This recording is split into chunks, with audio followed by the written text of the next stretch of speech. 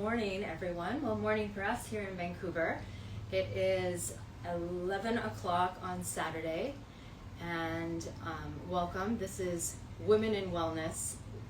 We are carrying on with my beautiful friends that I have been connected with or just recently connected with. This special guest, Marta Hernandez.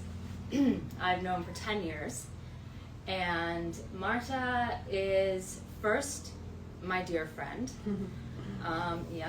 And Marta certified me in Pilates 10 years ago, this year.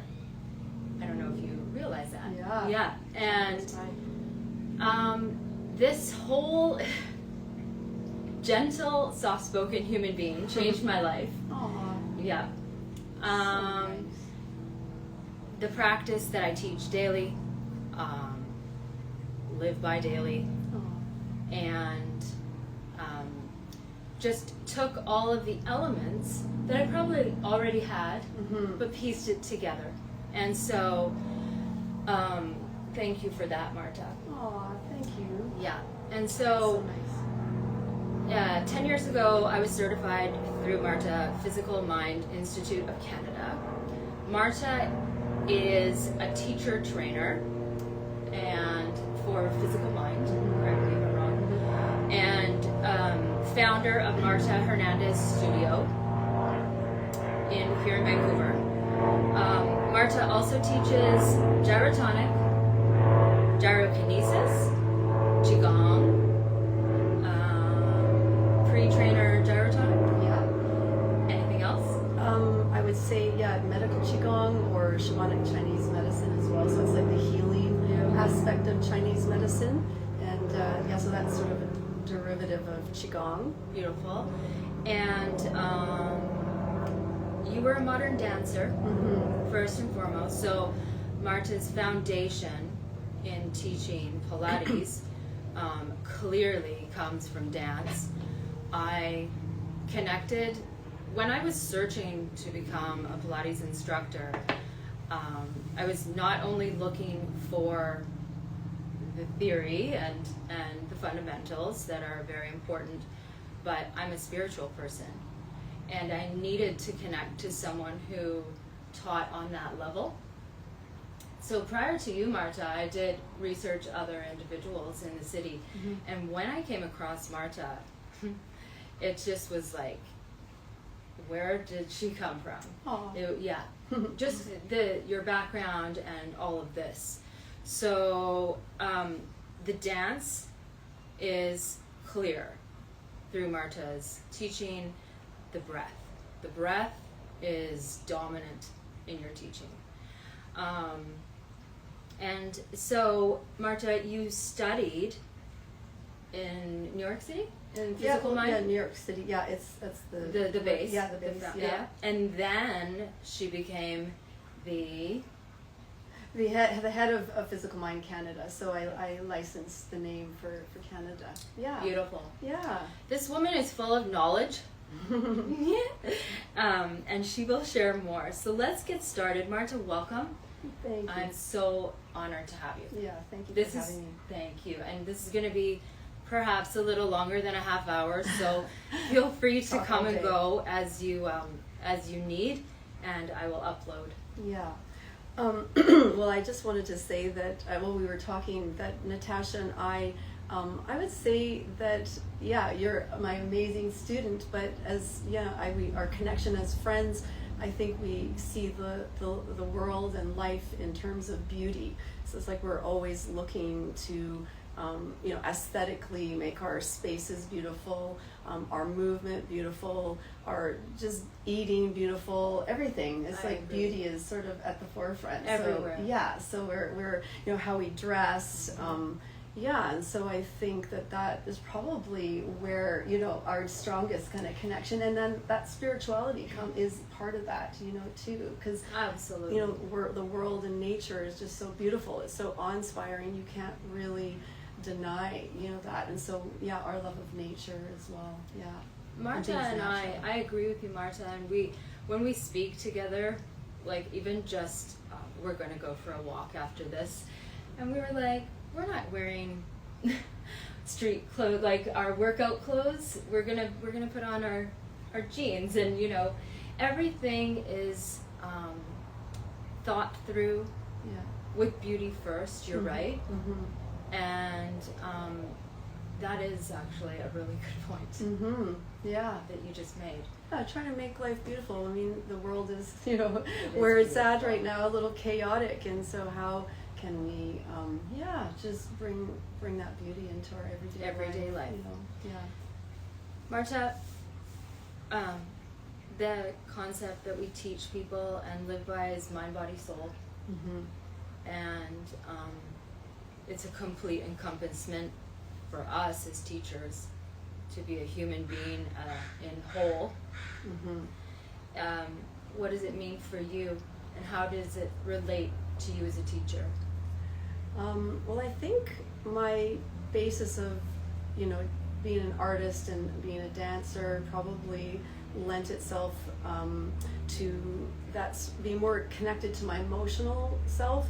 I'm a very emotional person. I find it hard to not experience the world in that emotional way, and I think as a dancer, you know, you want to be able to express those types of ranges, you know, within the art of movement, and to be able to do that, you need to be able to experience your emotions. And I think, you know, the world and life can be quite overwhelming, and so, you know, a lot of people, I feel, maybe shut down, and sometimes I wish I could shut down so that I didn't have to like go through the pain of things, you know, facing too much emotion. I know, it's just like, because it's like a wave for me of just like, I can get really knocked over, like when I was young, you know, just having anxiety or stress and just feeling very overwhelmed by life, you know. And then as a woman, you have all these hormones, and that's a roller coaster itself. And I think that that sort of connection to my emotional self and how do I regulate my emotional self has helped me to kind of like at least to heal my own self within my own body, and through movement, and being aware of my breath and how do I regulate my breath to do that. And so I think that emotional self, you know, as we connect to ourselves emotionally, we then also start to connect to ourselves on that spiritual level. And it's very much the Taoist philosophy is that, you know, spiritual, first things happen in the spiritual realm. You know, what is your soul here to accomplish and do in this life? Like, what is your gift, you know, to share with the world? And then we know if we're on track by how our emotions are, you know, what's going on emotionally. So if things aren't feeling good, you know, we start to try to make a different pathway. But it all comes down into the physical. So how we are relating to the world does show up in the body, and I see it very clearly with people's bodies and the way that they move. Even just a simple movement, I know how this person is relating to the world. And, you know, and sometimes, you know, it's hard. Some people are just not going to go there with me, and other people, you know, are more open. And I do think that if we can change the way we breathe and change the way that we move, that we can actually then change the way that we relate to our emotions and our spiritual. So it's all kind of like those three levels. Yeah, absolutely. And you made a point that an individual may not respond or take what we're giving.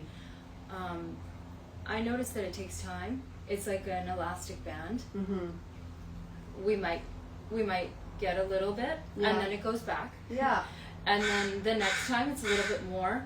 Do you mean like when you're working one-on-one with clients? Yeah. You can't press people, right? No. You it's like, because it's actually such a delicate healing thing that's happening. That's right. And so, you know, you don't want to bang someone over the head. And so I think like your soft and beautiful, gentle personality probably can see that. Like we might see really where we want this person to be. But it takes time, and you give them permission to take time. Yeah, you got to be gentle with them. Marta and I were even just saying prior to this, you know, we teach this, and you've taught longer than me, and you're, we're doing it for our own daily practice too. Like, we teach, but we also have to do it for ourselves too. Yeah. And don't you find that you learn, like, from working with people's bodies, that you learn from them, like what they're going through? I feel like sometimes I used to say at the end of a class, well, not sometimes, I'm always like, thank you. Like, I feel like I learned so much just watching how this person moved,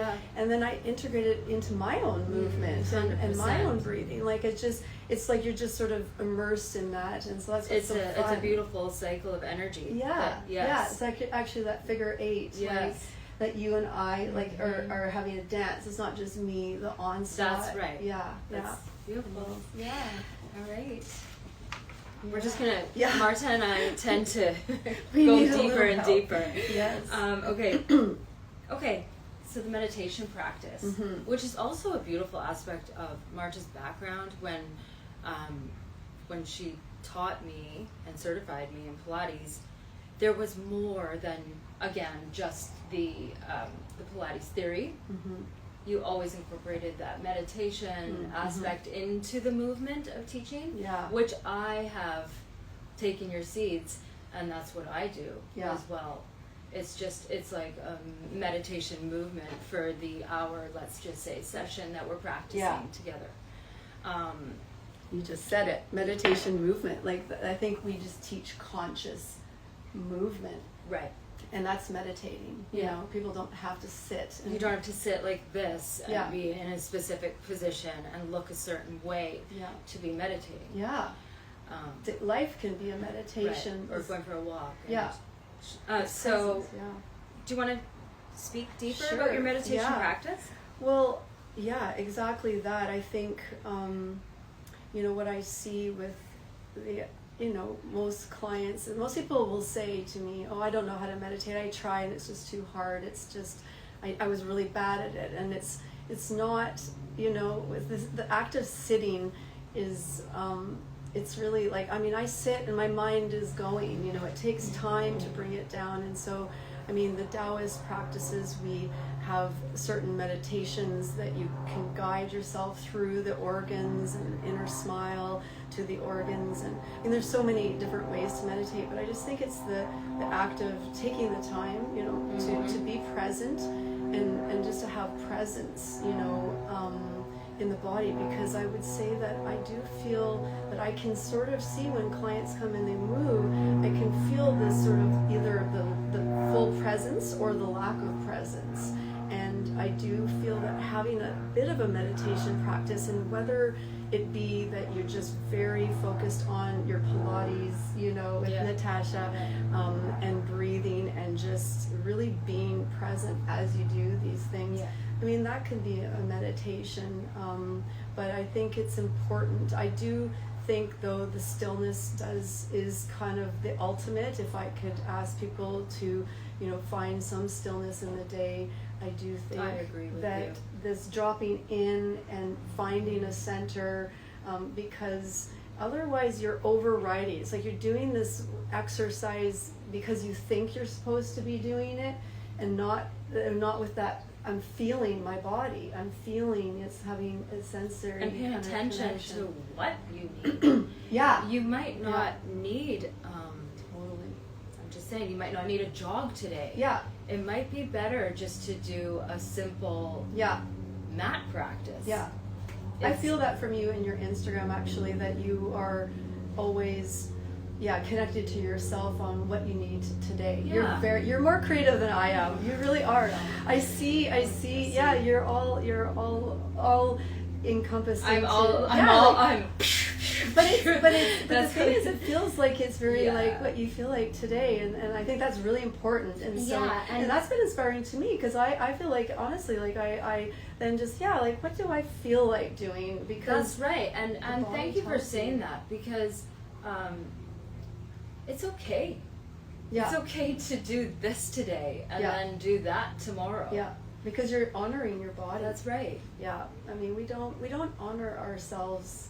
We're very hard on ourselves, I think, especially as women, trying to look a certain way. I must do this because I'm going to look this way, instead of coming more from the place of feeling, which, you know, feeling would be more the emotional body. How do I feel after I work out? That's, especially as I get older, you've got to start letting some of this go, like, you know, lifting that, and you just have to be, oh no, I actually feel better. I feel good. You know, even 20 minutes, right? You know? Exactly. You're the queen of that, I'm the too. queen of 10 to 20 minutes. I love that. 10 to 20 minutes a day. Yeah. It's all you need to just shift your energy into feeling good. And then when you feel good within that movement practice, then you want to eat better. You want to maybe circle. get that walk in because you just want to breathe that air and have, you know, hear the trees, you know, rustling. Whereas the opposite may happen if you're not in the mind-body space to be doing something. You could come out of a session not feeling well. Yeah. So right. That's true too. Yeah. Because then you stir stuff up. Correct. You know? Yeah. Anyway, that is, we could dive way deeper into that one. Right? Yeah, totally. So the meditation practice is actually incorporated into what we teach. Yeah. I do try to send home people with homework, you know. It's to just, you know, I'll pick a simple thing, but just to be landing in the body and then just breathing in one location can be enough, you know. So this is another thing that Marta and I feel sort of a shift in our teaching practice, and it's interesting that you told me that the other day, because I'm doing the same. Holding the discomfort. Right. I connect to Marta and she connects to me because we face the emotions. And there is this energy of going around emotions, going around truth, where in our practice, dive in deeper into the truth, feel the truth, sit there. Lately I've been doing that with my students. Just yesterday I was like, I get the vocal feedback. This is uncomfortable. Good, thank you. You're going to stay there a little longer. Yeah. It's amazing how people want to get out. Like, I don't like this. Very quickly. Yeah, well, like, get interested about it, because life is uncomfortable. Yeah, I mean, right? it's not all roses every day. Yeah. So sit in it and feel it. Yeah. And you're going to come out stronger Yeah. and better Yeah. and more beautiful and learn more from going through. Yeah. And when you do it on such a deep sort of presence and physical level, it can't not then carry into your everyday life. Like, I really feel like that's the theme that we have today, is that it's really more about life, you know, lifestyle. Like, it's like exercise is not just, I don't think of it as exercise. I don't either. I really don't. I don't either. Yeah. I don't feel that I need to have a huge sweat to feel that I worked out. Yeah. Because first and foremost, for me, I've always used the within language. It's in. And then it comes through. Yeah. And the Taoist philosophy actually, you know, talk about, you know, needing to bring that sense of joy into things. Like, there, you know, when we are feeling joyful as we run, you know, that's good for the heart. Right. You know, because the heart is the organ that sort of stores the joy and the happiness. And so when people are on the treadmill and they're just, you know, pounding and watching TV, like it's like a disconnect, right? Yeah. You know, like, maybe music is okay because it's like it's inspiring and it's making you have I mean, music brings us into, again, that emotional kind of you know, place. Yeah, absolutely. And so this year I've been really getting into playing music, and I can, you know, as I walk, it's been, I used to just like to listen, and you know, but now I don't know, I'm feeling like it's just kind of this whatever like, gives the body the lift. feeling. You know, and that goes into the aspect of nature. Getting outside and music, nature, feeling life.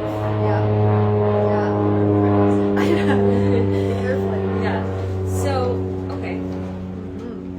We're weaving through our questions as we, I don't know. We're just, this is too fun for us. Yeah, we're just having fun. So, okay. Marta, we're on the same page here as well with nutrition and wellness, and how it's incorporated into our practice as teachers, and it's all in one. Nutrition and wellness and movement. Yeah. And it's all under the same philosophy, I feel, of what we do in our movement as how we are eating and how we're dressing. Yeah. And so forth. So chat a little bit more about that for you. Yeah, I think that, as that the Taoist philosophy or Chinese medicine has been very inspiring for me. I've somehow that just it took me down. I think as I started to get into Qigong, and Qigong is an aspect of Chinese medicine, and what I love about it is that it's not a religion, but it's a philosophy, and it's based on nature. And so in that way, it's easy to relate it to clients, because we're all experiencing the seasons. We're all, experiencing, emotions. And so I think that, that it all bleeds together, like our eating, and, because how we eat can prepare us for the exercise and all of that. And I think that, I'm not sure if I'm kind of answering you are, and question. I think to further that too, you just said the eating prepares you for the exercise. Mindfulness comes in all aspects. So I'm all about intuition, even with my holistic nutrition. How are you feeling right now? Are you actually hungry? Or are you just, because the clock says it's noon, it's time to eat? Or, just really being in tune with the body.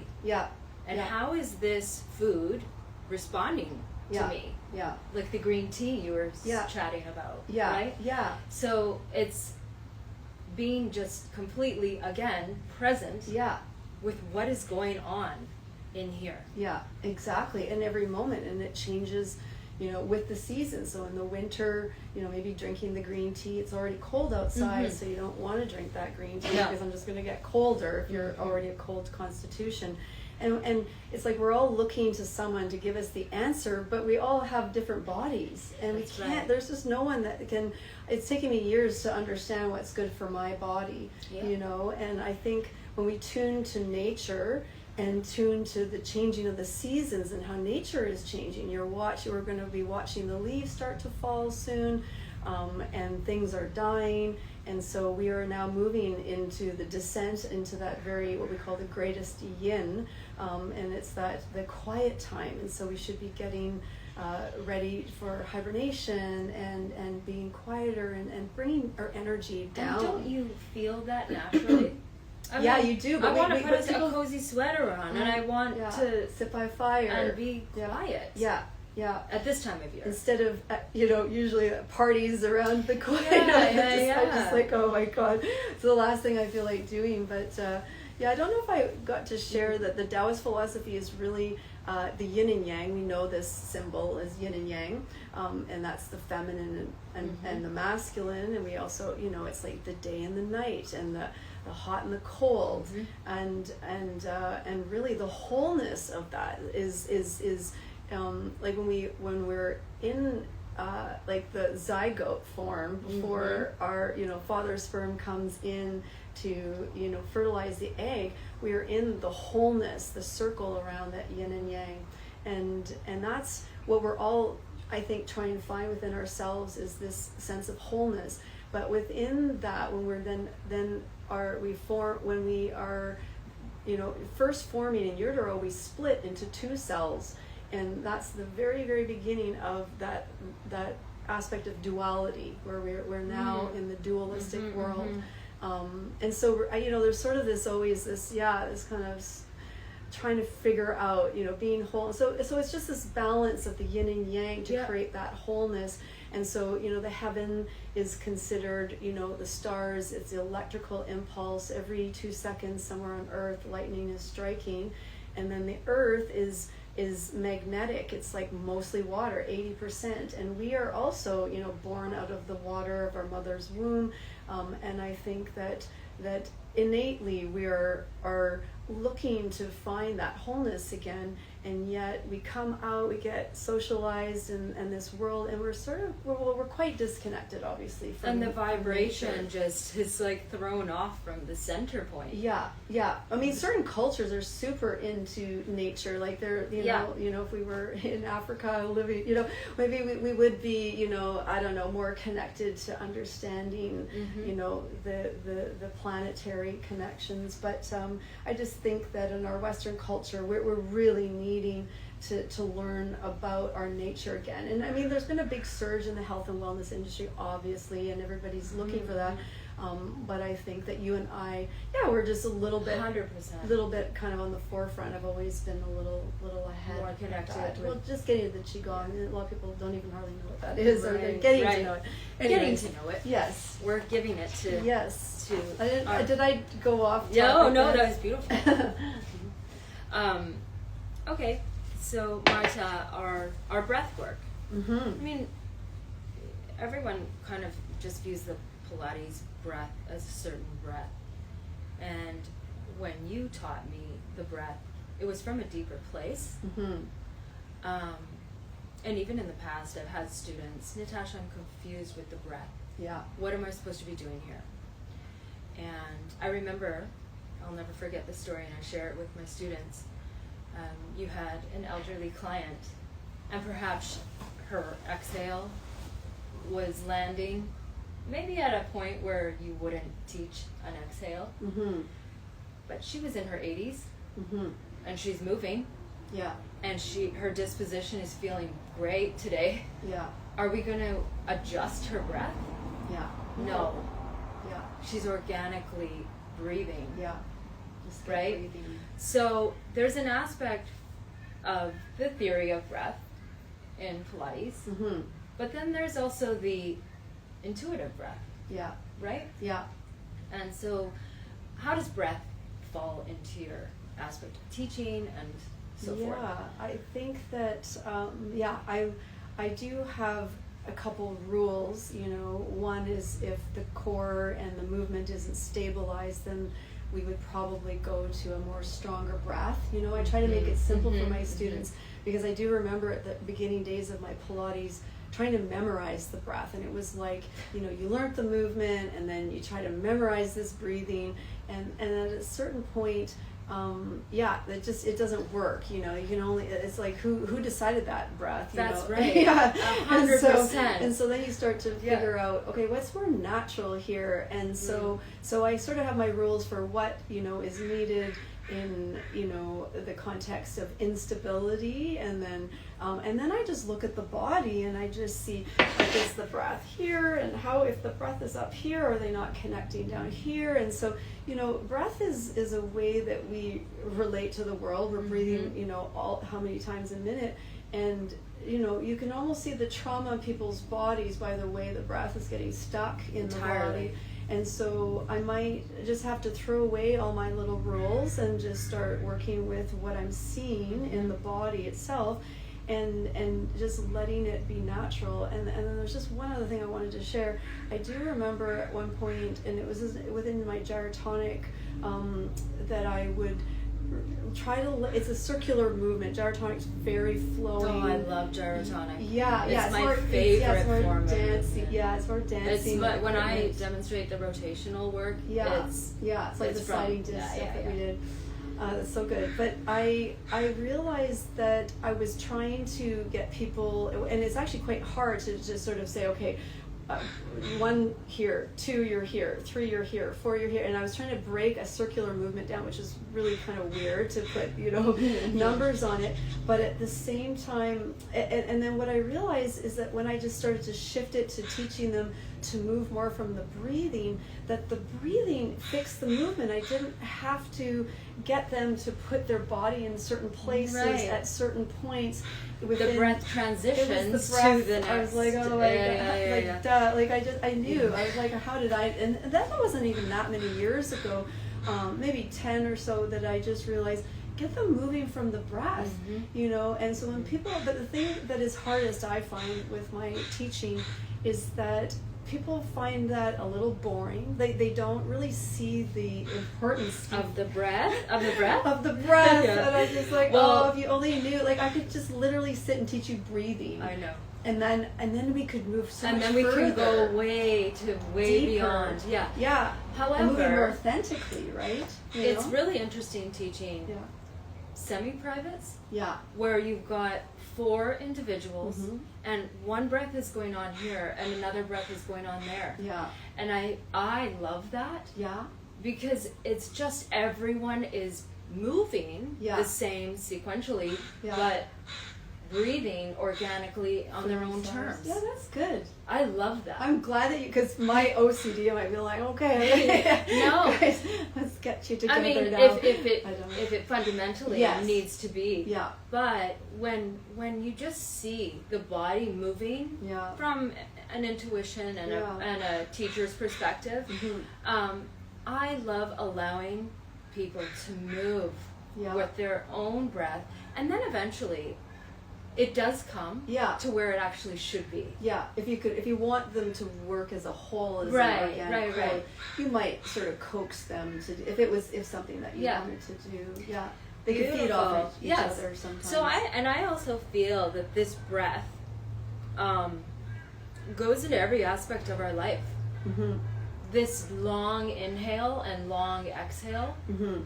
and even calibrating between at times, like just Pausing. Yeah. You know, when we naturally breathe, we hold our breath sometimes to think, and so I think that when we start thinking about the breath, it does tend to get where like it's you know, as soon as people start thinking, it gets a little It stresses funky. it Yeah. out. Yeah, and so it's just to almost just get moving in the breathing and just let it be a natural thing. Right. Yeah, yeah. and then it becomes a part of your life where you're actually throughout your day Yeah. taking more present, longer breaths. Yeah, or and that you might then even think about your breathing when all of a sudden you're feeling a little stressed. It's like, hey, how am I Mhm. breathing? You know, I once witnessed an accident, not in North End, and a car flipped, and I was so stressed. Like, and I called 911, and the woman literally, the gosh. 911 lady on the other side, she's like, breathe, you breathe. I didn't realize, but I wasn't breathing, and so Yeah. you don't realize that, if we're not breathing, and so that, that's how we're taking it in life. And so if you just can bring more consciousness to your breath, it brings a deeper presence and authenticity into you participating in what's happening for you in this moment in life. Yeah. Beautiful. Mhm. So there is purpose to the Pilates breath Mm-hmm. beyond just the mat. Okay, so we're going to move into Instagram questions. A reminder that we're going over. Marta and I are enjoying this time together, and feel free to come and go as you need to.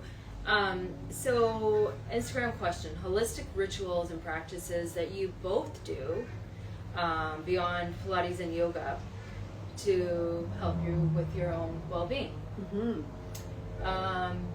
Do you want to answer? Yeah, sure. Well, I can do some of mine, and you do. Mhm. So I've shared this on Instagram, my light therapy, my red light therapy, and it's not only for the aesthetic. Mm-hmm. It makes you feel good. Yeah, I put it on my lungs. Yes, I do it as well. I wish there was put a it on whole my body abdomen. one, right? Yeah, there is. I though. need a blanket. The next thing we But so definitely the light therapy, red light therapy is mine.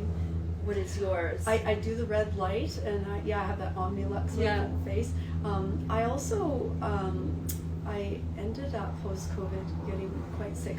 Before vaccines, I had gotten sick on the third wave, and I ended up very sick, as you know, remember. Right, in the hospital, Yeah. and I have lung issues anyways, and so I remember as I was in my healing at that time, one of my teacher friends and a beautiful woman named Laura Crema, she brought over a mat called the Beamer. Oh, Yeah, it's the PEMF mat, the PEMF mat. It's a pulsed electromagnetic frequency mat. And basically I started to feel a bit better, but I was so broken at that point, that I kind of forgot about it, and then continued to do, I take a lot of vitamins and that sort of thing. But I just woke up one morning, and sometimes when you just it just comes down, and and I was like, what about that mat again? Oh, so let's drag the mat out. Yeah, well, I didn't have it actually. Oh. So I texted my friend, and I asked, are you renting out that mat? Can I try it again? Yeah, and she brought it over, and within a few days I knew that I needed to have this mat. And so for me, with my lungs, it's been amazing. It works on the microcirculation of the body. It speeds up a lot of healing for people on physical level, but I put it mostly, I lay on the mat and I put it on my lungs, and yeah, so instead of the bigger vessels, it's more microcirculation. It's completely changed my life. I'll share it on our post after. Yeah, I do feel that honestly, I think it can help on so many levels, because as we get older, I guess our smaller vessels start getting more clogged, and a little less. Yeah, okay, so that's important for me. Walking. I walk every day. Yes, yeah. And I do alternate plunge. Okay. So I'm not just going in the cold. I was trying the cold plunge for a while, and it's just so shocking to the system that I love the alternate plunge where you go from hot to cold to hot to cold. I think that's a little more reasonable. Yeah. I don't agree with the cold. I agree with you. For me, I'm too cold. I remember going up in the river, at one point. It was the heat of, the height of summer, and I went into shock for 4 hours. I couldn't even. And I remember to intuition. Talked to my Chinese doctor, and he's like, "No, for you." I just naturally I'm already cold. Right. So getting into the cold, I don't need more cold. But I've done the cold plunges, say up at Scandinavia. Yeah. Where you're hot. And it totally makes sense. And the point is to move the chi around in the circulation. Yeah. So we're staying in fight or flight in the cold. So it's nice to. Yeah. I mean, I know some people love it. It's just my personal opinion. But again, Taoist, hot, cold, It's the yin yang. Yeah, and yin-yang. Okay, I'm always barefoot. So I'm really into grounding. I'm always barefoot in the backyard, in the grass, or in just wherever I can be. If I walk down to the beach, I'll take my sandals off and put my feet in the sand. So grounding is a huge one for me. Yeah, we didn't even get into that. I did have that later. Yeah, that's fine. But I did get that the bed sheet that I did end up, and I think I noticed the difference. So I do. I guess just that little runner. Yeah. Because I do think it's very important to ground, and I think so too. It's we're so disconnected, too much cement. We're not in nature enough. So that's good that you do. And even for my students, when I feel that they are off center. Yeah. Go home, take your shoes off, and just go in the yard. Yeah. Put your feet. On the earth. Yeah. That hertz. Yeah. That 7.8 hertz. Right. Yeah. Just to balance the body. It brings down inflammation and So. Oh, I use the jade roller. Do you use the jade roller for your? I used to. You do and don't. I used to. I do. Well, actually, you're right. I do. I do gua sha. Yeah. I do the gua sha and it is jade. You're right. Yeah. I do that as well. Yeah. What about the tapping? You want to explain the tapping? Well, I mean, I do so many different practices, but the tapping. You mean the shower? In the shower? Yeah. Well, I mean, I guess I wanted to share. That. I try to wake up first thing in the morning instead of just jumping out of bed, that I put my hands on. I do an organ kind of inner smile. I just smile to my heart and lungs and liver and spleen and then kidneys, and then in the shower I will do, I'll put soap on, and then I'll ask, I'll bring the earth energy, and I'll do massaging of my organs again, and especially the breasts. I really think it's just to get in the habit. If we try to find a time in the day, I don't know, the shower just feels so easy. It's just like I just take, honestly, a couple minutes and I massage my breasts. And then I do the same. I bring in the divine light, and I just come down in the other direction, and then I do a little qigong where I do the what is it?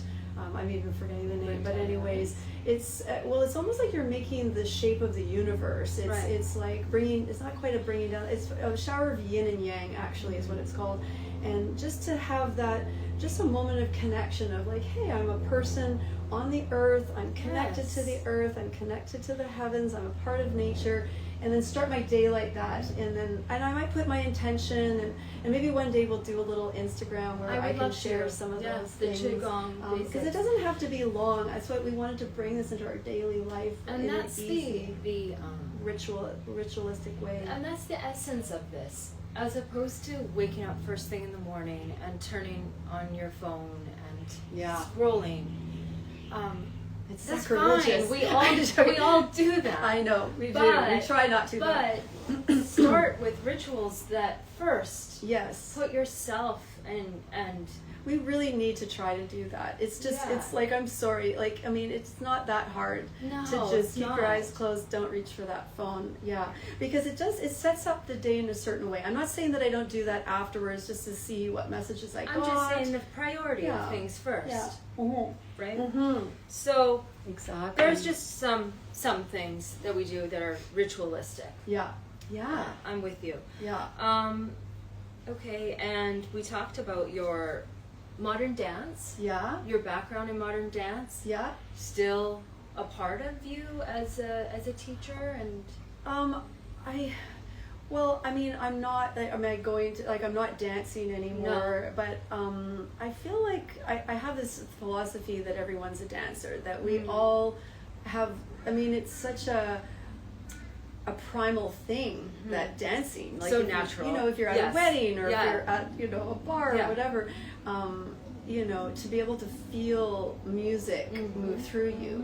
We're vibrational sound, and connecting to that vibration, and that music touches us on an emotional level. It brings that movement out, and so I definitely use it in terms of teaching, in that I'm trying to get people to move with more flow. I feel like movement is, and people are it's very linear, very rigid. And so people need more flow, and so I think that the exercise could be the dance, and then I want to move like a dancer when I'm doing my movements and my exercise. And I think that is our responsibility as a teacher to get that out of an individual, the freedom to move.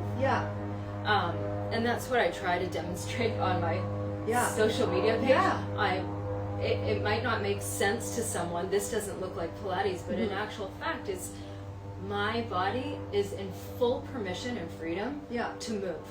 And yours can be too. And then you were talking about that you dance in that space, and I do dance. I do. At least a few times a week. I put my earbuds on, and it doesn't matter what it is, just get in. Everything goes. I play the guitar. I'm playing the guitar. I sing in there. Like, it's a creative space to just. To move. That's the thing. Being creative. We were going to talk a bit about that. We can actually. That's the next question. Is it? Well, your thoughts on art and the passion of art and life and the aspect of creativity and how it encompasses who we are as teachers and as human beings. I think it feels that nature is very creative, right? And there's just so much creativity and be inspired by the nature and other artists and people doing amazing things in the world. I guess I was going to share that time when I was quite ill post-COVID, that I couldn't move. I could barely stand up. I was in bed for almost a year practically. And I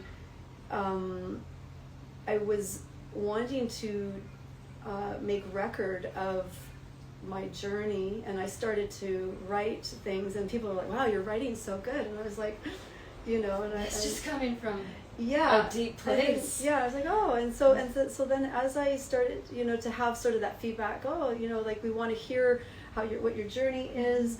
Then I started to also want to remind myself, what I was going through, something I could look back on, but I wanted to do it in a beautiful way. I always wanted to do always do it in a beautiful and way, so Marta. then I started to sort of, I don't know, write poetry, I guess, whatever you would call it. I don't even know it's poetry.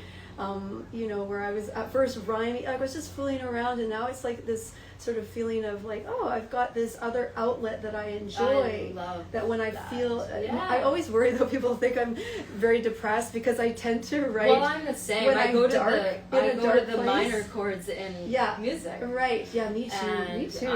I go to the dark colors. It's not. It's just tapping into the to and I moved the emotion. through it. That's right. Yeah. So it's like I'm not that depressed, but No. I needed that piece to almost move some of my energy, and then to find it to be beautiful on a page. Yeah. And then sometimes I'll put a picture to it. Yeah. Then That's the writing aspect. Yeah, and so it's like I'm not. I wouldn't say I'm a writer, but but I'm like enjoying to write. You are now. a writer, just like everyone's a dancer. Yeah, you're You're right. a writer. Right. Okay. So we are. And writers. I think that all of this creative that we love sharing. Yeah. Marta's very creative as well, and it might look out there to the average person. Right. Okay.